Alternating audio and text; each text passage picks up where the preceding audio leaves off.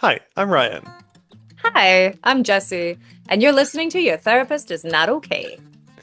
Today we are going to talk about what it's like when you're in therapy and you're trying to maybe grow and change maybe your communication and relationship dynamics, and you start to notice that maybe some of the people in your life aren't willing to meet you in that. They're not interested in going to therapy, and they're kind of still in some of these unhealthy patterns with you that you want to shift. These might be parents, these might be partners, friends, community members. We want to talk about what that experience is like.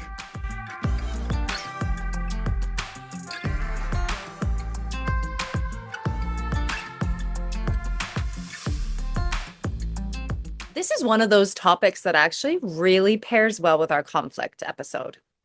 Um, because in the conflict episode, we were talking about how to have a really good, healthy conflict with anyone you're in relationship with. And Mhm. that's the start of building a deeper, more meaningful relationship. But we made an assumption in that episode that we want a caveat on this one. So I think listening to both would be awesome. And the caveat is that we are making an assumption that both people are meaningfully wanting a relationship to go deeper and to change into something that is growthful. And the problem with that assumption is that sometimes we want that and the person we want to talk to won't. And as Ryan perfectly said, they might not be in therapy. They might not have that level of self-awareness. Or from a psychodynamic perspective, they might actually have entrenched defenses that keep them safe. And so for us, we thought with this episode, let us give you some really important understandings of how that might actually look like for you. So in the Mhm. first part of this, we're going to talk about what some of these mismatches in what we're working with someone might look like. And in the second one, we're going to actually really look at how can you start to navigate that in a way that protects your peace. Mm. Yeah, absolutely. And the interesting thing about that assumption we made in the conflict episode is it's maybe even actually the norm that the other people in your world are not actively in therapy at the same time. It depends on your family and your friends and like the dynamics you have around you, whether or not folks will seek that out and want to change and shift. A lot of times, probably most of the time, people kind of want to stick with doing what they've been doing for most of their lives. Mhm. So it's super common that this would come up, and I'm glad we have the chance to kind of talk about it. We're really aware that in therapy, through working with us or through working with your therapist, you might really develop a lot more of an open communication, maybe a vulnerable communication style that isn't probably the norm in the culture that you're surrounded by.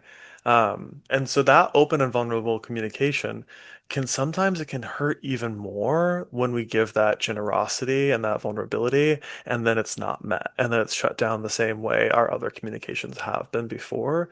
And this can show up in a lot of ways that we talked about in that communication and conflict episode. For example, sharing your needs or the way you're impacted by your loved ones. It's a really vulnerable thing to do to say, like, hey, I really need this.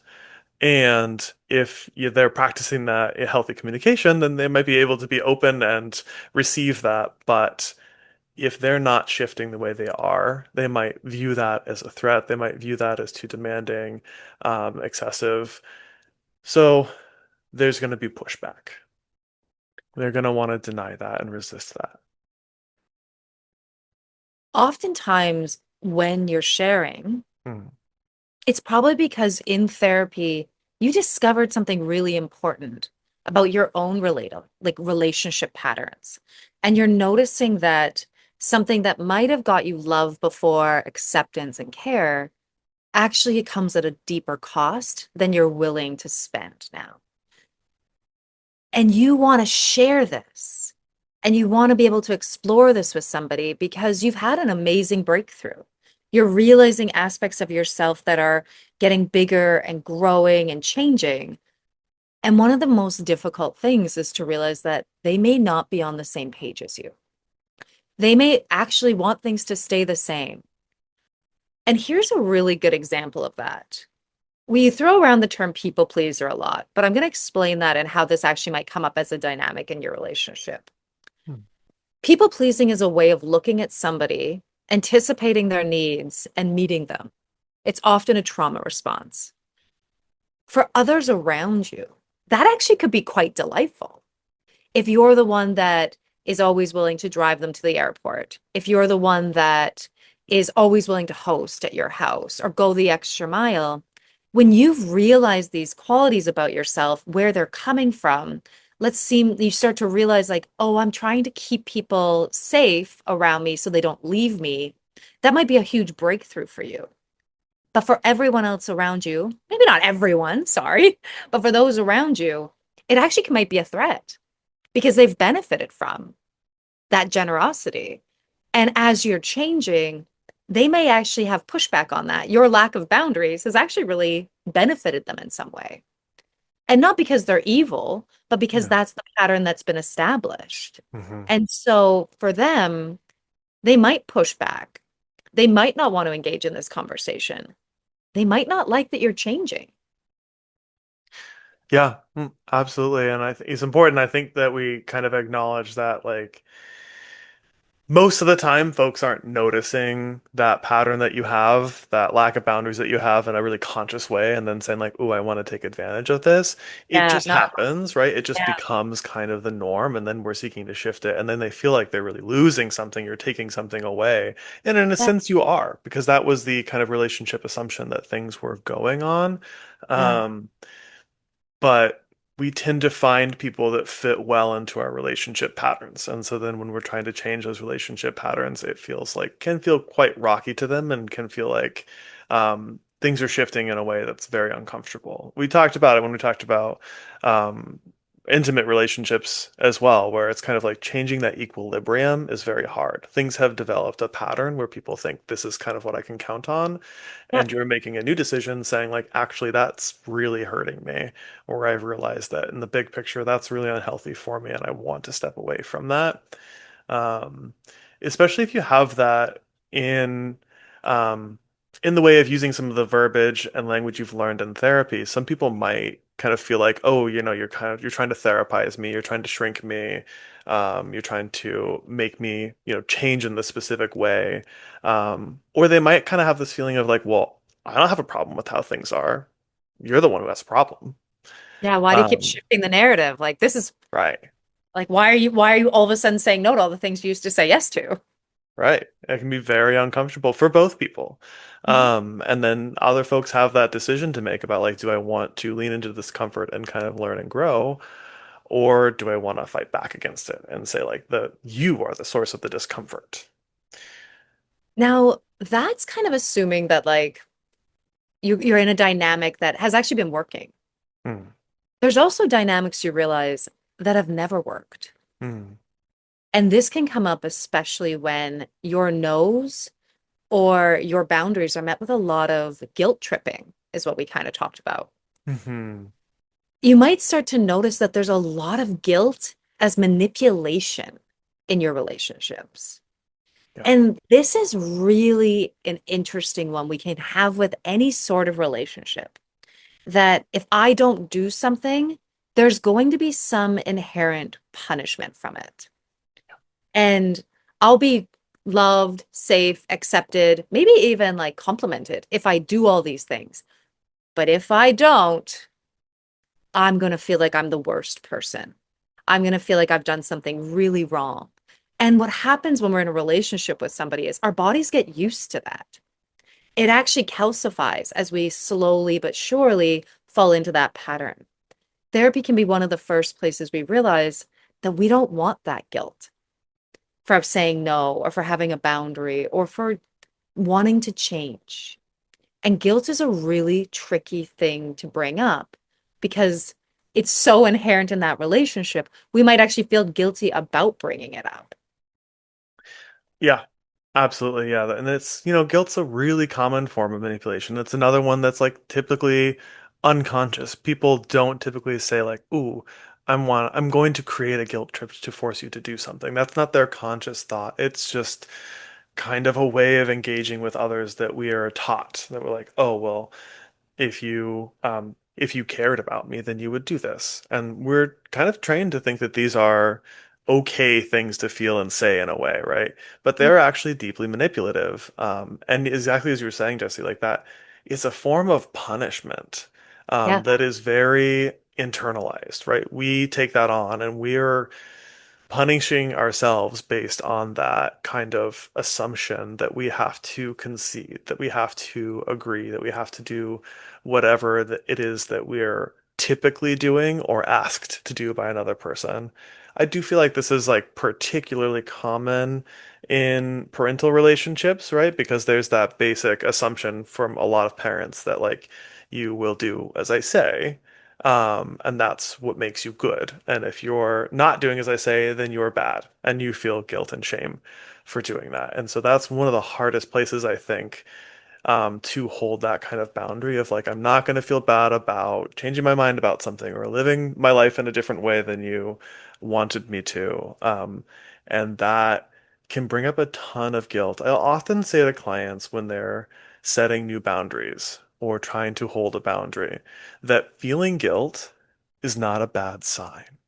It's par for the course. Guilt is a side effect of having a boundary, and you can just kind of acknowledge, like, okay, it feels really hard to hold this, but I thought about it, I've talked about it, I've processed it, and I do think it's the right thing to do. It's okay that I feel guilty, and I can kind of take care of myself in that feeling. Guilt is a sign of shifting that dynamic, and Yes. we don't have to change our actions based on the guilt that we feel. It's kind of like jealousy in a sense. Like jealousy is an emotion that gets a really negative reputation. Some people say like you should not feel jealous. But like all emotions, jealousy, guilt, anger, these are just signs of something going on within us. We can take them as information, use them to understand ourselves and our dynamics that we're in. And then that doesn't mean that we have to concede because of guilt or Yeah. lash out because of jealousy, just as information. And then we can share that with someone that's trusted and safe to share it with. And guilt is one of those ones that's so internalized that Hmm. even when no one's guilting you, you might still feel it. I actually do the exact same thing with boundary work, Ryan. I love that you Yeah. said that. I usually say guilt's a good sign that you're actually sticking up for yourself, but it's been so internalized. There's no one around that has to actually guilt you. You've internalized it enough that you can actually do all the work for them now. Very little side note. We're not going to go deep in a tangent on this because I know you and I both could, but there's kind of a panopticon element to guilt, right? There's a self-policing aspect to guilt. And I know we've talked about that in a previous episode. We talked a little bit about Foucault and yeah, the way we self-discipline in order to stay in line with the expectations of a society, a culture, a family.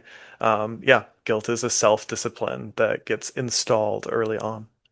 Absolutely. And here are some ways that you might actually feel this guilt or shame. There's a couple Mm. examples that might resonate with you. One might happen if you don't anticipate another person's needs, when that's always been the norm.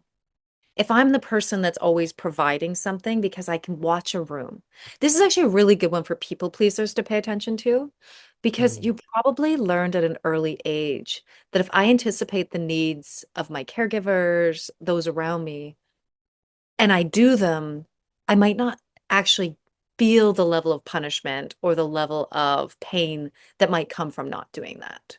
We learn that really early on.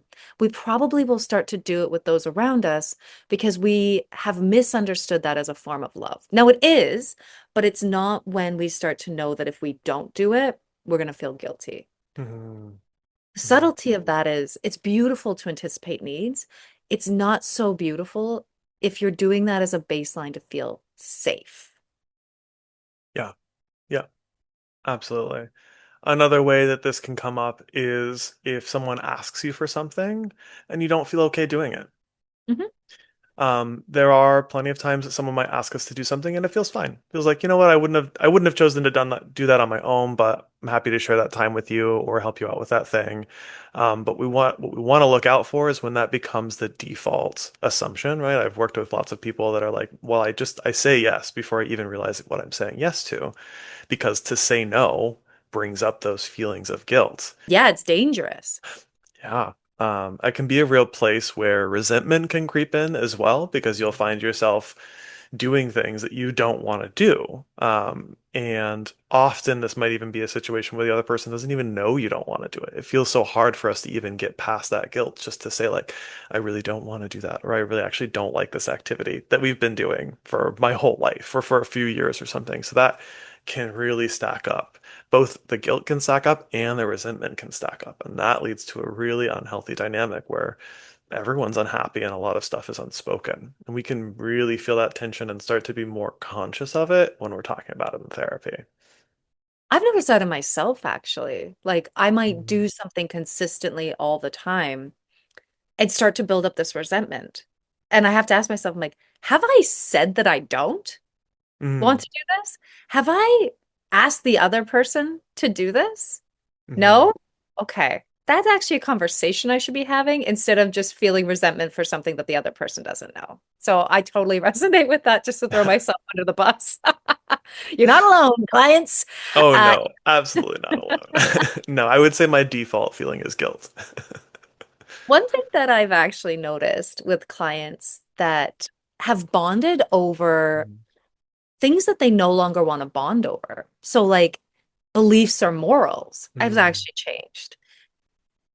One that's come up in my office is when we get together, we gossip about our other friends or we bitch about our colleagues. Mm. Um, when I'm sitting with my mom, we're gonna talk like shit about our family, like anything. And you start to realize, like, I actually don't feel good after those conversations. Mm. Makes me feel really scared of what they're saying when I'm not around. And you start to kind of like process, I don't actually want to go along with this anymore. That's just one example, but I've noticed it comes up when, like, how do I tell them I don't want to anymore without getting punished for it myself? How do I say I no longer want to be part of this dynamic? And realizing that there's a number of guilt or shame or fear of punishment by even being able to say, I want to step out of this dynamic of how Yeah. we engage.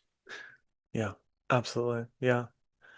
Another type of kind of communication or challenge that you might notice as you're kind of processing how you communicate with people and how things show up in relationships is passive aggressive communication, right? Mm, Basically, this is just most of us know what this is, have experienced it, have done it to some degree, and you want to express frustration or anger, or someone else wants to express frustration or anger, but they don't want to directly engage in the conflict. You want to kind of get your 2 cents in, but not feel like there's a problem or that you're being the bad, quote, bad person in the situation by bringing it up or saying something that's kind of hurtful.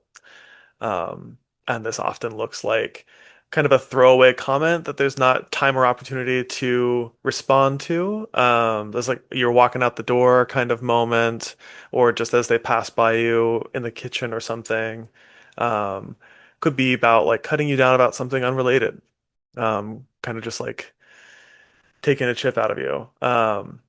It could be leaving notes, right? This is a common one like in the workplace, but it can show up in families and in roommate situations too, where it's like leaving a sticky note that's like, hey, could we all clean the microwave after we use it or something like that? And it's like, okay, that's maybe about one person, but you don't want to directly talk to them about it. Yeah, there's lots of ways that passive aggression shows up in relationships, and you might start to notice if you're processing this and thinking about it in therapy that you would rather know what the problem and concern is and talk it through and address it directly with the person, but that's not something that everyone's going to be open to.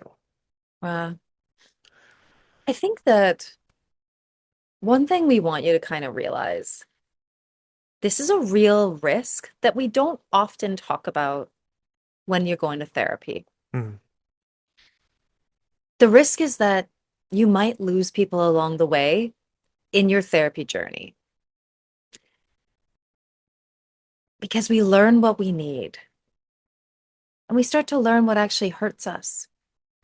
We learn where unhealthy patterns in our lives exist and where they maybe came from, why we got into these relationships. Linking back to the beginning of this episode, when Ryan was talking about the fact that we find relationships that are probably very similar to how we grew up.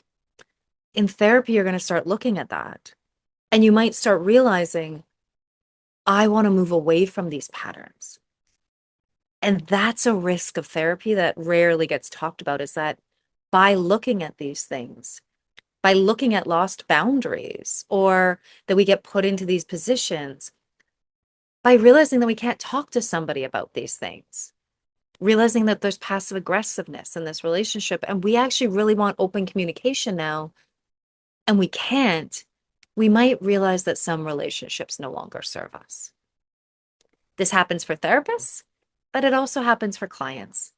That as we start to learn more about ourselves and who we're in relationship with, we may not want to be in relationship with that person anymore. And that's a grieving that I think is a very important thing to go through.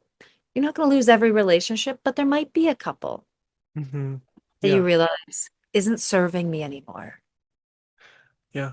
Yeah. Absolutely what I was thinking there too is this like the loss that can come with that, the feelings of um something being over and it being really painful, the feelings of grief can be really hard, even when it's something that we are choosing, that we've decided this is the best move for me. And yeah, I think we've talked about it before. I'm not sure, but this is really common when you train as a therapist because there's such an in-depth way of starting to know ourselves and others.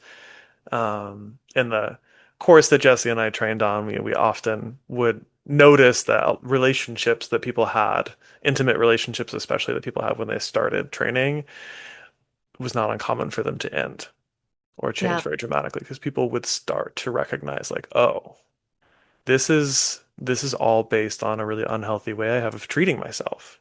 And that's Yes. can be a helpful way of looking at it is like we got into these situations and relationships because of the way we like to treat ourselves, the way we are familiar with treating ourselves, not necessarily because of someone's malice. Although that sometimes does happen, right? There are abusive situations, but this is something that makes it really hard to let go and have that shift. And it means that admitting and processing the way that we were shaped to be in relationships might mean we have to make these changes that we really don't want to, that are painful. You said something in the part one of the conflict Mm. episode, and that was when we realize something that we want to discuss that isn't serving us. So conflict with Mm. anybody. Yeah.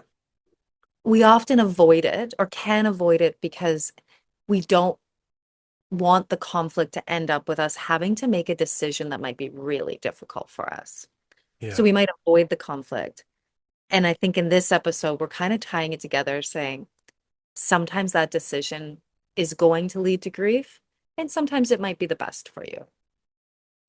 Yeah. Absolutely. Absolutely. And that grief that we choose in a way is something that comes up so often with ending relationships. That's really, really difficult. And it's an important thing that I often keep in mind when I'm working with a client who feels guilty or feels like they're the bad person because they chose to end an intimate relationship, right? We do Yeah. have this very kind of simplistic narrative that the person that leaves is the bad person, Yes. that the person who initiates a breakup or something like that, like they're the hurtful person. Um, but if we can zoom out, or if we can reflect on our own experiences we've had, if we've left relationships, made that decision, everyone involved is hurting. Yeah. We're not typically ending that because we're like, oh, it's going to be a great time to end this. We've made a Yes. difficult decision that feels like loss to us too. And actually, I've been thinking a little bit about disenfranchised grief because we're doing some really cool stuff with Centered Self's website, actually. But with disenfranchised grief, like that's a form of disenfranchised grief for many people. The grief you have about the relationship that you chose to end, where you Yeah. initiated that breakup, we're still going to be grieving that loss and missing that person and missing that dynamic. Yeah. Yeah. Absolutely.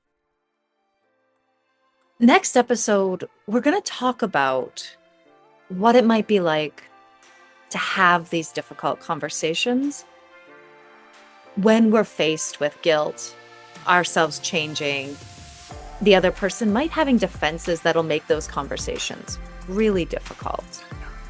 And how to meet them in that, how to have these conversations, how to set ourselves up so that we don't lose the healing we've done, but can also actually have a conversation that feels important and ways to do that. So stay tuned for that. Thanks so much for listening. If you enjoyed this episode, check out our others. And stay tuned for even more episodes coming up. Follow us and leave a review on Spotify or wherever you listen to your podcasts. And please tell your friends. You can also follow us on Instagram too at Your Therapist Is Not Okay. Also, if you have any questions that you want us to answer, send us a DM there. We would love to answer your questions. And a lot of our topics come from listeners just like you.